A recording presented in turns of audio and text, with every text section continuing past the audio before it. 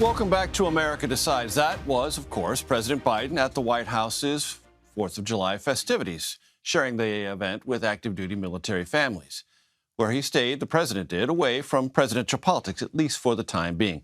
Maura Gillespie and Christiane Ramos join us now. Maura is founder of Bluestack Strategies and previously served as an advisor to former House Speaker John Boehner, and former Congressman Adam Kinzinger, Republicans both. Christiane is a Democratic strategist and senior advisor at Way to Win. Christiane, let me start with you. What would you say is the state currently of the Biden re-election campaign? Is it full tilt or still warming up? I think we're in a warming up stage at this moment. As I understand it, we're really going to be going full in after the summer.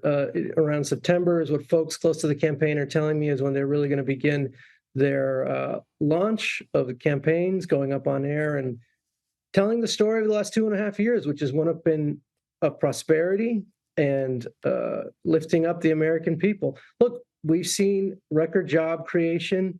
We've seen record small business creation. Inflation is actually down nearly to 2% in America.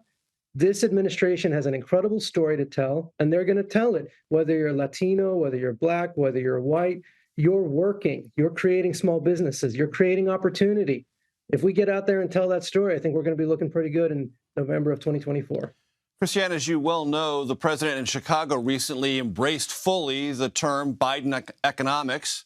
Interestingly, Republicans do as well, but for different reasons. They want the country to debate from their terms Bidenomics because they say the story's mostly negative. Is that where the centerpiece of the 2024 campaign will be fought? Listen, I think it's going to be fought on two levels. Bidenomics is one of them. And again, we have a record number of jobs, small business creation, inflation coming down, Americans feeling prosperous right now. But the other piece has to be extremism and MAGA. And if Donald Trump or Ron DeSantis is the nominee, that's going to be hard to avoid. What have the Republican Party done in the last 3.5 years? Nothing, literally nothing. They voted against infrastructure, by and large. They voted against the CHIPS Act. They voted against a lot of these very popular programs. They struck down Roe v. Wade. They struck down the student loan forgiveness program. They have taken things away from the American people. And as long as we're having that conversation about the president and all of the things that he's done and how he's helped the American people and all of the extremism of the Republican Party, again, we will be in very good shape in November. Maura, are you nervous for Republicans generally when Democrats like Christiane say we're going to fight over Bidenomics and extremism? Not necessarily. I think with things like the student loan forgiveness program, it was also brought up during the debt ceiling debate. And I believe the American people learned that would have saved them by cutting that program $460 billion, according to the CBO. Congressional Budget Office. So there are plenty of things that the Republican Party and the GOP 2024 candidates can be touting to highlight that the Biden economics is actually negative, because when they go to the grocery store, they're paying astronomical prices for what they, for their weekly or monthly haul. And that's going to impact them directly. And I think there's going to be a real concern over that, bringing them to the ballot box. And would you say, Maura, the essence of the Republican argument against Bidenomics is inflation means whatever your wage increases are, they haven't kept up with that inflation. Therefore, and I've seen this in a few tweets from members of Congress, you've had a pay cut for month upon month upon month. Is that the centerpiece? A lot of it is inflation, obviously. And I think a big part of it, like you had talked about the student loan issue, I mean, erasing that student debt, you can't erase that debt. It goes somewhere.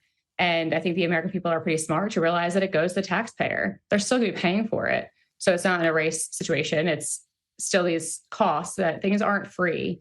And to pretend like they are is a disservice to the people who are paying for it.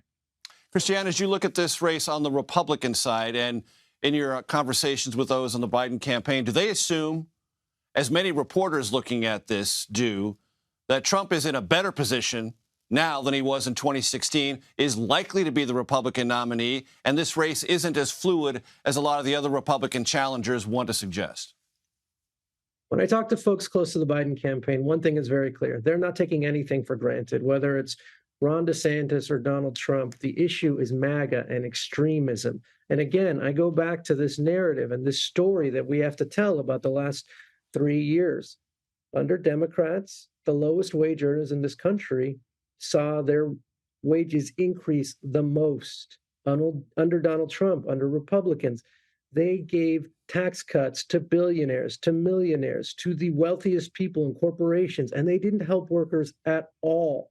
On top of that, they created chaos, whether it's Donald Trump or Ron DeSantis. They are banning books. They are burning books. They are outlawing words. They do not want women to have autonomy over their body. I don't know anyone in this country who thinks burning books is a good idea. I don't think most Americans support getting rid of Roe v. Wade. So when you tell that story with the story of what we've seen over the last 2.5, 3 years of creation of jobs, small businesses, and the lowering of inflation. Again, we're nearly back to 2% inflation, which is what it was when Joe Biden took office. We will be in great shape in 2024. Maura, is the Republican presidential nomination battle fluid, or do you think not only, obviously, former President Trump is the front runner, but in all likelihood, the Republican nominee in 2024?